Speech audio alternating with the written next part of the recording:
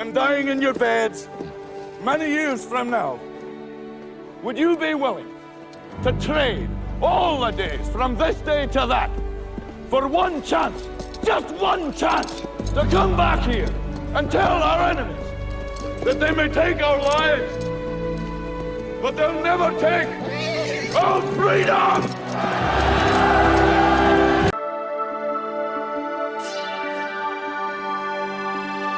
Hey guys, welcome to the Liberal Hive Mind, a channel solely focused on exposing the abundant hypocrisy of the left. What is so complicated? Why is it so hard to do the right thing in Washington? That's probably one of the most frustrating parts of being a conservative. You elect these people to represent you in these positions of power. You as the voter send them as a delegate to represent you, the voter, the constituent. Yet it seems as though time and time again these politicians are either representing themselves or some sort of corporate interest that does not line up with constituent interest whatsoever. All Republican voters are asking for is to nominate an actual conservative as leader of the House. What is so complicated? Yet once again the GOP fails to deliver, and instead they decide to nominate Steve Scalise. Essentially McCarthy light. You could argue a McCarthy proxy. I mean, look, we don't have great polling data on this, but it seems to me like there's a resounding message from Republicans across the board, and that message is Jim Jordan for Speaker. You know, that's what Republican voters seem to be asking for, but it's the typical pawn shop meme. You got Kevin McCarthy sitting there behind the desk going, "Best I can do is Steve Scalise." Well, that effort has already failed. Steve Scalise has officially dropped out of the race. The nomination process for GOP House Speaker continues. Let me update you guys on everything that's going on, and of course give you guys my opinion. We got some stuff to get into, so let's roll the tape. Alright folks, so the neocons tried shoving Steve Scalise through. They tried doing it under the radar, and honestly it almost worked. But the update today is that Steve Scalise has withdrawn from the race. Some breaking news. Dr. Ahmed, we'll have you back next week, but we've just received word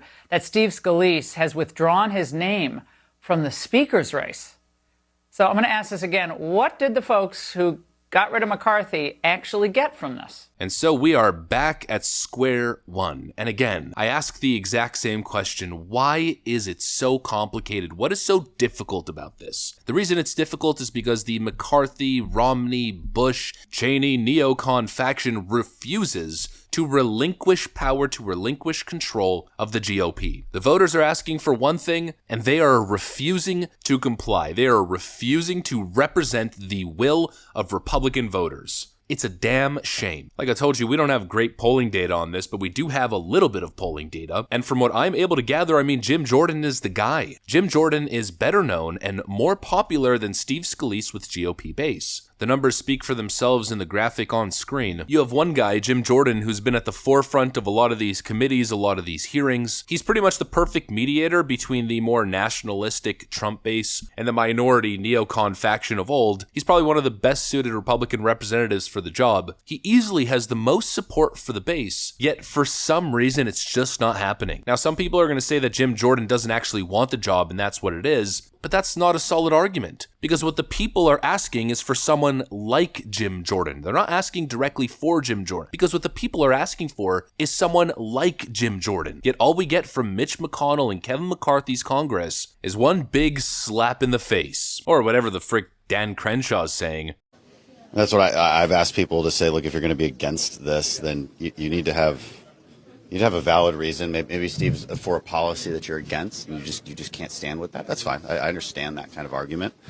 Of course, that's not their arguments. Their arguments are they're very emotional. It's about process. And my rhetorical question is always, how many of your constituents give a shit about the process that occurred yesterday? They don't. They don't. They care about policy. They care about wins for conservatives, and that's what you should care about. Your vote is for your constituents. It's not for your personal grievances, but that's unfortunately what I keep seeing, so.